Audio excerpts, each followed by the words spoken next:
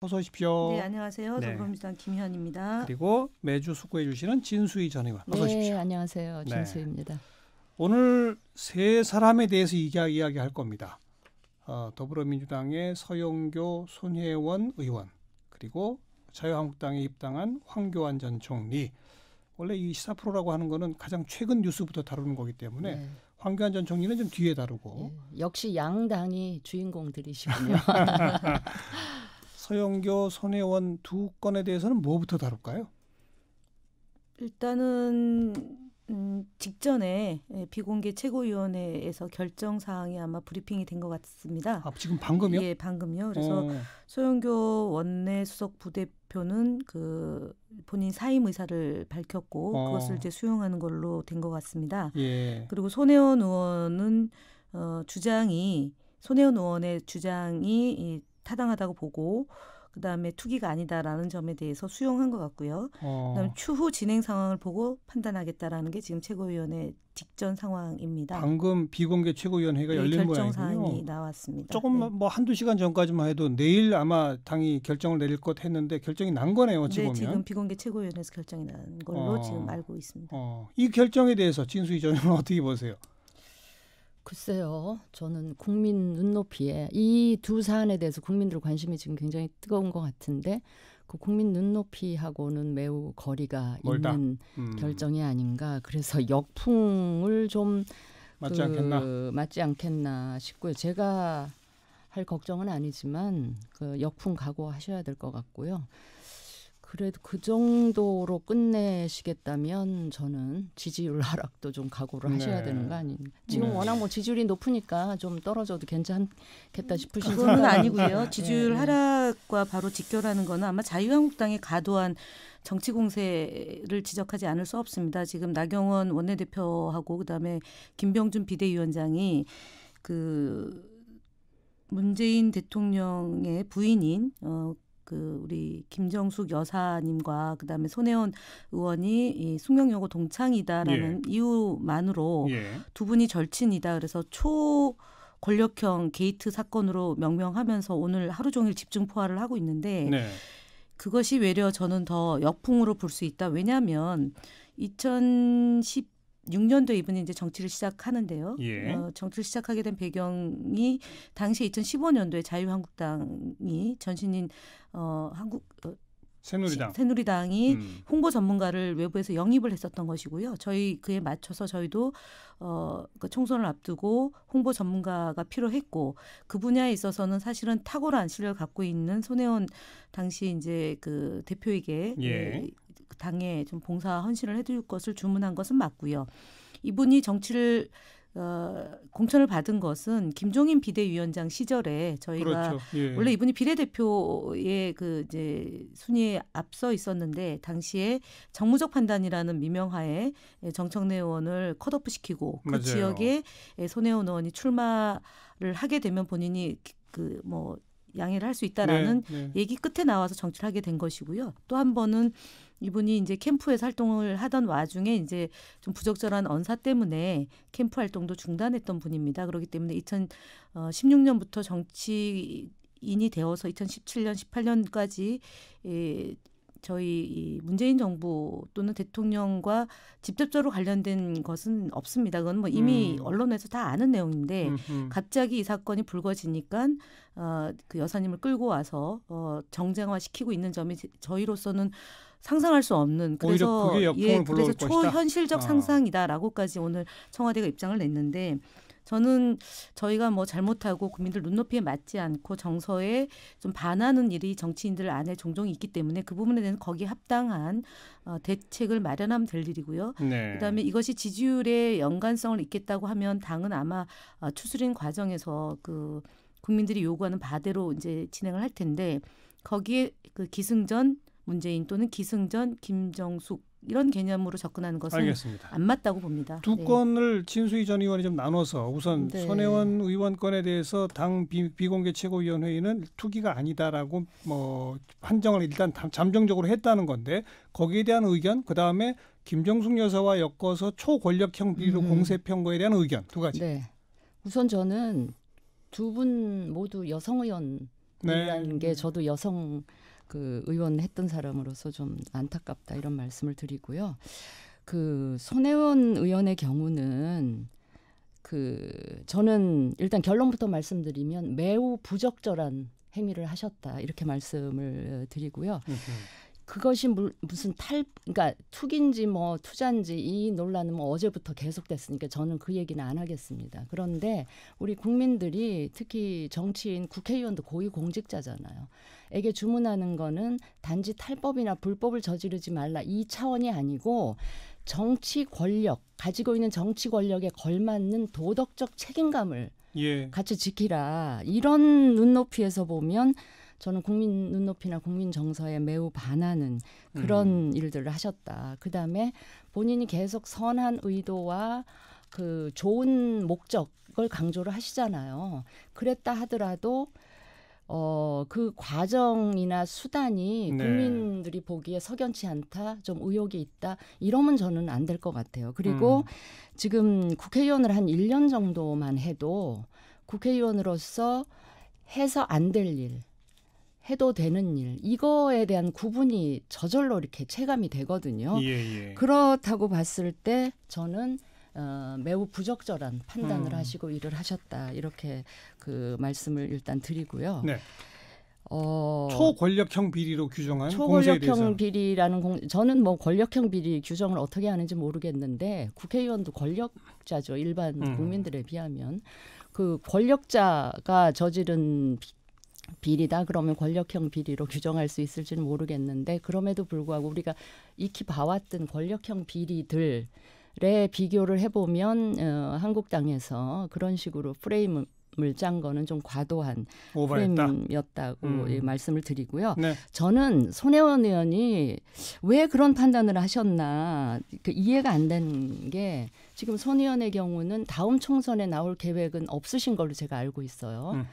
그렇다면 기다렸다가 그게 무슨 임기 끝나고 해도 임기 되는데 끝나고 하든지 그게 무슨 재산 증시 이런 전혀 그런 게 아니었다면 본인 이름으로 다 구입을 해서 좋게 만든 다음에 그 어려운 조카들이나 이런 사람들한테 국회의원 임기 다 끝나고 증여세 물면서 증여를 하든지 이러셨어야지 뭐가 그렇게 급해가지고 그렇게 그러니까 본인도 1년쯤 하셨으면 내가 이런 일을 하면 바깥에서 볼 때는 이렇게 볼 수도 있다라는 판단을 나는 분명히 하셨을 법한데 왜 이런 일들을 벌이셨나. 근데 이제 또 앞뒤가 안 맞는 얘기도 많이 하셨어요. 뭐 본인의 재산 증식을 원하지 않는다 그러면서 투기는 아니다. 그러면 본인의 재산 증식을 원하지 않기 때문에 자기 이름으로 사지 않았다 이런 거잖아요. 네, 투기가 아니라면서요. 이게 무슨 재산의 가치가 늘어날 거라고 생각하고 하지 않은 거라면 자기 이름으로 하면 됐잖아요. 앞뒤가 안 맞는다고 그러니까 앞뒤가 안 맞는 얘기들이 너무 많아요. 김현정 의원 어떻게 보세요? 일단은 지금 그러니까 권력이 있기 때문에 권력형 비리다라고 규정을 하고 그러면서 불구하고 권력형 비리라고 규정한 자유한국당의 프레임은 좀 과도하다라고 말씀을 하셨는데 저기 그 김정숙 여사하고 고등학교 동기라는 네, 그러니까요. 그러니까 과도하다고 얘기한 것은 맞고요. 맞다는 건데 어쨌든 그 국민의 눈높이, 국민 정서에 부합하느냐라는 대목에 대해서는 저희는 그럴 수 있다라고 봅니다. 그런데 다만 이것이 이제 방치된 건물을 이제 목도하고 나서 공개적으로 페이스북에 목포 구시가지를 발전시키는 것에 대해서 여러 차례에 걸쳐서 입장을 냈고 여러 사람한테 그 목포를 발전시키는 것이 필요하다. 근대 역사 문화 공간으로 발전시키는 것이 필요하다라고 얘기를 했고 그래서 박지원 의원도 사실은 국회의원 여러 번 하지 않았습니까? 목포에서. 그런데 이런 소위 문화적 소양이 있는 분의 눈에 비춰진 그것을 어떻게 발전시킬까에 대한 구체적인 것은 접목하지 못했던 것 같습니다. 그래서 손혜원 의원의 문제 제기를 받아들여서 어쨌든 박지원 의원이 근대 역사 문화 공간으로 지정하는데 본인이 요청을 했고 그것이 이제 이어진 거지 않습니까? 뭐 본인의 지역구고 하니까. 네, 그래서 저는 귀농, 귀촌, 그다음에 그 소위 우리가 문화적으로 발전시켜야 되는 곳을 도시재생이라는 것으로 이제 서울시도 그렇게 하고 있는 것이고요. 그다음에 수도권에서도 그렇고 여러 지역에서 이제 그런 도시재생에 대한 고민들을 하고 있는 겁니다. 그래서 마치 이것이 이제 국회의원 신분으로 했다는 게 문제가 되지만 역으로 얘기하면 국회의원이기 때문에 그것이 눈에 들어왔던 것이고 그래서 여러 사람한테 제안했고 안 되니까 이제 이후에 이제 국회의원 그만두고 나서 이후에 본인이 하고 있는 그런 그 공간을 그러니까 서울에 있는 공간을 재단을 옮기기 위해서 옮기고 그 일대를 이제 조성하는 일들을 시작하는 단계였던 것 같습니다. 그리고 아니 다 좋아요. 잠깐만요. 좋은데 제가 말씀 중이에요. 네. 그래서 이걸 가지고 국회의원이기 때문에 해서는 안 된다라고 얘기하는 것은 진수희 전 의원님의 판단인 것이고요. 이제 그 부분에 대한 판단 이것이 사업 목적성을 갖고 투기를 했느냐에 대한 것은 법적인 문제가 있는 겁니다. 그래서 부동산 실명법을 위반했느냐 아니면 부패방지법에 위반 혐의가 있느냐라는 것은 들여다볼 사안입니다. 그래서 저희가 얘기하는 것은 추후에 진행되는 상황을 보고 판단하겠다는 것은 뭐냐면 공도 있고 과도 있습니다. 그런데 이걸 마치 지금 현재 일부 언론에서 보도하는 것처럼 불법인 것을 규정하고 접근하지는 않겠다는 게 당의 입장입니다. 네. 그러니까 뭐 부패방지법이나 이 부동산 실명거래 위반의 소지들이 만약 나중에라도 문제가 되면 그건 따로 좋지 않다. 네, 그렇습니다. 자, 그러니까 저는 뭐 짧게 다 받아들여도 지금 국회의원 임기가 5년 후에 10년 후의 일도 아니고요. 한 1, 2년, 2, 3년 기다리면 될 일을 그렇게 내년 4월입니다. 내년 4월. 그러니까요. 아니 이걸 구입한 시점은 뭐 작년, 뭐 재작년 이래니까요. 좀 기다렸다 하시지.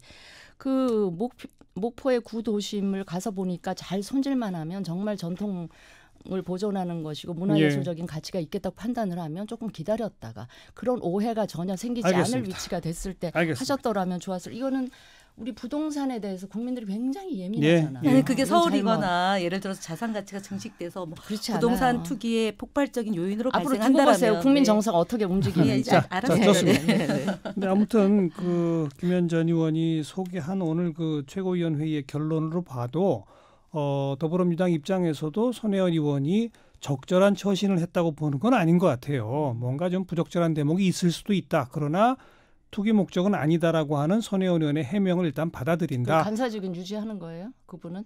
그것까지는 제가 확인은 안 했습니다. 거기까지는 모르시고. 그래서 추후 좀 진행 과정은 지켜보겠다는 정도라고 하는 점에서 이 정도 좀 마무리 짓고 서영교 의원은 원내 수석 부대표직을 자진 사퇴하고 그걸 받아들인다라고 하는 얘기는 더불어민주당 당 차원에서 보기에도 적절치 못했다. 이건 뭔가 책임을 져야 한다라고 판단한 겁니까? 일단은 지금 이제 가장 현안 중에 하나가 사법농단에 의한 개혁 문제지 않습니까? 사법 개혁인 것이고 또 하나가 이제 그 중에 하나가 검경 수사권 조정 문제가 있고 그다음에 고위 공직자 수사 비리처를 신설해서 이제 개혁을 하겠다라는 의지가 높은 이 시기에 이 문제가 사실은 시점으로 보면은 2015년 5월이고요. 본인이 정확하게 이 상황에 대해서 어떤 건지 기억이 좀 명확지 않아서 해명 자체가 좀 잘 안 되고 있는 상황입니다. 기억 안 난다는 거죠. 그렇게 되고 있고 그다음에 예를 들어 5월 18일이라고 하면 광주에 가 있을 때 시간입니다. 5.18 기념식 2015년 때문에. 5.18 그래서 이게 좀 안 맞는 측면이 있지만 그럼에도 불구하고 진술서에 그런 게 나와 있고 하니 이것은 전체적으로 지금 수석 부대표라는 지위는 야당과 협상을 하는 자리이기 때문에 야당의 공세의 대상이 될 때는 이게 협상이 제대로 안 되기 때문에 이 자리에 하는 건 적절치 않다라는 거고요. 다만 여기서 또 하나 이제 개인적으로 볼 때 지금 물론 이분들이 감옥에 있고 현직이 아니라서 논란의 소지가 없다라고 그러니까 논란이 되고 있지는 않지만 어쨌든 2016년 8월 달에 당시 법사위원이 정자법을 위반한 이군현 의원에 대해서 향후 재판이 어떻게 진행될 것인지 의원직 유지에는 문제가 없는지 알아봐 달라라고 한 게 하나가 있고요. 당시 법사위원이. 그다음에 노철래 의원에 대해서는 정자법 위반으로 구속 기소돼 있는데 이 문제에 대해서 또 양형 관련해 가지고도 또 조정의 필요성이 제기됐습니다. 그래서 결국은 이 문제를 놓고 보면 지위 고하를 막론하고요. 이 시기에 벌어졌던 소위 법사위원들이 재판에 대해서 개입한 흔적이 있다고 하는 것은 저희는 전수조사를 해서 다 밝혀야 된다라고 봅니다. 진수희 전 의원. 저는 이 부분은요. 서영교 의원이 또 앞뒤가 안 맞는 이야기를 해서 기억이 안 난다라고 얘기하면서 자신은 죄명을 바꾸거나 선고 내용을 바꿔달라는 얘기는 안 했다는 얘기도 초기 대응에서는 했어요. 그러고 나서 기억이 안 난다. 이것도 앞뒤가 안 맞는 얘기고 자, 서 의원이 기억이 안 나면 이걸 정확히 이 상황을 기억하고 있는 분이 계시잖아요. 바로 국회 파견된 그 판사. 판사가 서영교 의원의 그 얘기를 듣고 바로 지금 지금 감옥에 가 있는 그 임종헌 사법농단의 그 핵심 피의자로 지금 그 수감되어 있는 임종헌 전 법원행정처차장에게 얘기를 했어요. 보고했다는 거죠. 그 임 차장이 그 관할 법원장한테 또 이야기를 해요. 현재 공소장에는 그렇게 기록돼 있습니다. 그 법원장이 그 재판 담당 판사한테 또 얘기한 그 어느 지점에선가는 또 이메일도 있더라고요. 예. 그러니까 이쪽이 정확한 거죠. 서 의원이 기억이 안 난다면. 그러면 이 내용은 또 검찰의 공소장에 나와 있는 것이고. 자, 2015년 당시에 법사위원이었어요. 법사위원은 그 대법원에서 파견된 판사 입장에서는 굉장히 잘 모셔야 되는 네. 그런 존재, 굉장한 갑의 위치인 거죠. 그게 야당 의원이었든 여당이었든 상관없이. 그렇다면 명백한 이거는 재판 개입인 거잖아요. 지금 이 정권이 지난 정권의 양승태 대법원이 재판에 관여했다고 해서 사법농단이라는 이름으로 지금 이제 우리 사법부 그야말로 폭풍이 몰아치고 있는 이런 상황인데 이 명백한 재판 개입에 대해서 저는 민주당이 서 의원을 어떻게 처리할 건지 저뿐만 아니라 국민들도 굉장히 관심 가지고 주목할 것 같아요. 당직 자진 사퇴 정도 갖고는 안 된다. 어떤 게 필요하다고 보세요? 어떤 조치가 필요하다고 보세요? 아마 국회 윤리위원회에 이거는 제소가 되지 됐고 않겠습니까? 이미. 예. 그래서 제대로 하면 저는 지금 재판 거래하고 개입했다고 지금 다 감옥 가고 사법 처리 과정에 있지 않습니까? 그러면 똑같은 잣대를 사법 처리의 대상이 되어야 한다. 적용해야죠. 사법 처리 될 수 없는 거 뻔히 아시면서 지금 말씀하신 이군현 의원이나 노철래 의원도 이제 같이 그분들은 본인들이 잘못된 행위를 했기 때문에 구속된 어쨌든 거잖아요. 그분들은 지금 현역에서 물러났잖아요. 예. 구속된 거죠. 현역에서 물러난 게 다른 아니라. 이유로 해서. 구속된 거죠. 명백히 얘기하면 정자법 위반으로 김현정 구속된 의원 것이고요. 지금 야당 쪽에서는 지금 임종원 전 차장 등의 이 재판을 받고 있는 혐의가 직권남용 아니겠습니까? 네. 그러면 서영교 의원도 그 직권남용의 공동정범일 수 있다. 왜 검찰은 그래서 수사 안 하느냐라고 합니다. 살펴보라고 지금 얘기하는 거고 그다음에 이제 그 그러니까 누군가가 또 이걸 고발하지 않겠습니까? 네. 그러면 이제 검찰에서 조사를 할 텐데 예. 물론 진수희 전 의원님이 어마어마한 사건으로 지금 말씀을 하시는데 어찌 보면 잘못한 건 맞습니다. 그렇기 때문에 사보임을 본인이 한 거고 당이 수용한 거고요. 그런데 2015년 5월 달에 살펴본 얘기는 당사자 일은 아닙니다. 명료하게 얘기하면 제3자의 얘기인 것이고 그다음에 주문했던 내용이 관철된 것이 아니라 원래대로 벌금 500만 원으로 해서 정리가 된 겁니다. 그러니까 지금 상당한 문제가 있어서 이것이 국회의원직을 그만둬야 된다는 건 진수희 전 의원님의 주장인 것이고요. 제가 볼 때는 잘못된 것은 잘못됐다 하더라도 이것이 법적으로 문제가 있는 것에 다툼의 소지가 있는 것은 다툼의 소지가 있다. 소지되는 것을 보는 게 맞다고 봅니다. 저는 서 의원에 대해서 같은 여성 의원으로서 매우 여성 남성의 문제가 아니고요. 제 얘기를 들어보세요. 매우 실망한 지점이 어느 지점인가 하면 지금 선처해달라고 얘기했던 그 사건이 뭐냐면 소위 바바리맨이라고 하는 식의 성추행, 강제추행이에요. 여성 상대로 사건이 그랬죠. 다른 사건도 아니고 이런 종류의 사건에 대해서 재판에 개입하려고 시도를 했다는 것 자체가 저는 매우 실망스럽고요. 저는 오늘 민주당 최고위원회에서 내린 이 결론, 자진 사퇴를 수용하는 거 이게 최종적인 징계 조치가 아닐 거라고 저는 믿고 싶어요. 추가로 더 있을 걸 기대한다.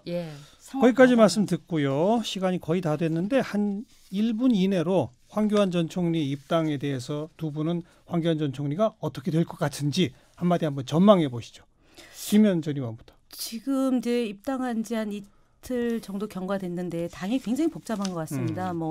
나경원 원내대표가 친황파라는 또 네이밍을 해서 친박에 진박에 반박에 거기에 이제 친황파까지 이제 존재하고 아마 또 친홍파 반홍파까지 간다면 자유한국당의 의석수가 112석인데 아마 분류를 하면은 그 파별로 한 10명의 국회의원들이 이제 줄서기가 되지 않을까 하면 이제 예. 내달에 있을 전당대회까지 굉장히 복잡한 양상을 띌 것이다라고 보여지고요. 전당대회에서 황 전 총리가 만약 나가면 될 거라고 보세요? 뭐 가능성이 아무래도 좀 높다고 보신다? 인지도가 높으니까 될 것 같습니다. 네. 근데 당은 굉장히 복잡해질 거다. 네. 진수희 전 의원. 저는 개인적으로 황 전 총리가 그 탄핵까지 도달하게 한 그 국정농단에 저는 명실상부한 책임이 있다고 보는데 한동안 앞으로도 책임을 져야 할 분이 권력을 잡겠다. 당권, 대권, 권력을 잡겠다. 책임져야 될 분이 권력을 잡겠다고 나온 것 자체가 참으로 염치 없는 거라고 생각을 하고요. 네. 만약에 한국당이 이 황교안 체제로 간다면 내년 총선은 사실은 문재인 정부 딱 중간에 치러지는 선거라 문재인 정부 심판 실정에 대한 이 심판이 돼야 되는 선거가 다시 탄핵이 옳았냐 그러냐면 이 프레임으로 짜질 가능성 그러면서 이 한국당이 보수 진영이 다시 한번 필패할 수 있는 그런 체제로 가는 매우 우려스러운 민주당은 매우 반길 그런 구도로 가지 않을까 싶습니다. 전당대회 만약 출마해도 되게 어려울 거라고 본다? 진수희 전 의원? 아니 저는 될 거라고 보시는 분들이 많더라고요. 그것도 제가 굉장히 우려스러운 게 우려스럽다. 결국 한국당이 보수 뭐 혁신 통합 을 이야기를 하고 보수의 미래를 이야기하지만 황교안 전 총리야말로 보수 통합의 최대 걸림돌이고 네, 보수를 미래가 아니라 과거로 회귀할 장본인이라서 판단 잘 하셔야 될 것 같습니다. 자, 진수희 전 의원은 바른미래당 소속이시고요. 김현 전 의원은 더불어민주당 소속이시라는 거. 저는 한국당 소속이라도 이렇게 얘기했을 것 같아요. 저는 이게 다시 한번 청취자분들께 주지시켜드립니다. 네. 한국당이면 그런 얘기하면 안 되죠. 어떤 소속에서 어떤 그 전망이 나오는지. 자, 정치점 뭐 여기까지. 정치점 아는 누나들 김현 전 의원, 진수희 전 의원 수고하셨어요. 네, 감사합니다. 감사합니다.